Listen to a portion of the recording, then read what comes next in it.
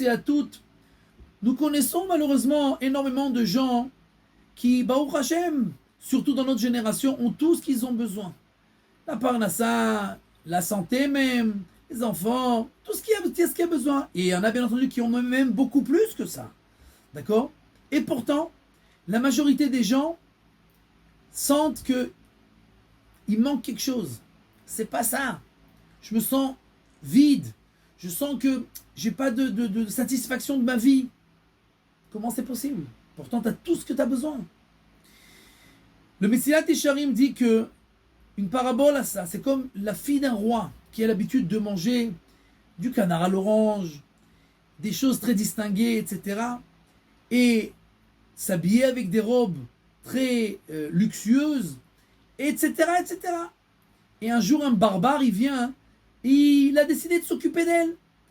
Alors il lui donne des saucisses à manger, et il lui amène des robes qui ne sont pas du tout la dernière mode, etc., etc.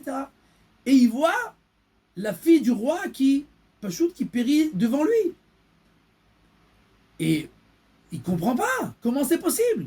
Je te donne tout ce qu'il y a dans ce monde-là, je te donne. Pourquoi tu n'es pas content? Mais tu oublies complètement que ces plaisirs, que toi tu appelles ça des plaisirs, pour la fille d'un roi, hein, c'est de la barbarie. C'est pas quelque chose qui peut lui faire des plaisirs. La fille d'un roi, elle a l'habitude des choses beaucoup plus délicates. Notre Neshama, hein, c'est Bat Melech, c'est la fille d'Akadosh Baruch Hu. Elle est spirituelle. L'homme, c'est pas le corps. Le corps qui est matériel, qui mange et qui boit, etc., qui va en vacances, tout ça, c'est matériel. Jamais au monde ça ne pourra donner satisfaction à l'âme qui est spirituelle, qui a l'habitude de choses beaucoup plus délicates, beaucoup plus soft, beaucoup plus spirituelles. Et donc, tant qu'un homme, il ne se connectera pas à la prière qui est spirituelle, à l'étude de la Torah qui fait marcher sa tête dans la spiritualité, les mitzvot qui l'attachent à la spiritualité, et même ces mitzvot qui sont dans la matérialité, de manger, de boire, etc., mais dans la spiritualité, alors jamais il ne pourra avoir satisfaction. Et donc quand un homme, il commence à s'occuper du spirituel, alors il commence à nourrir son âme, et alors il commence à vivre, puisque ce qui vit, c'est pas le corps c'est comme un schnitzel.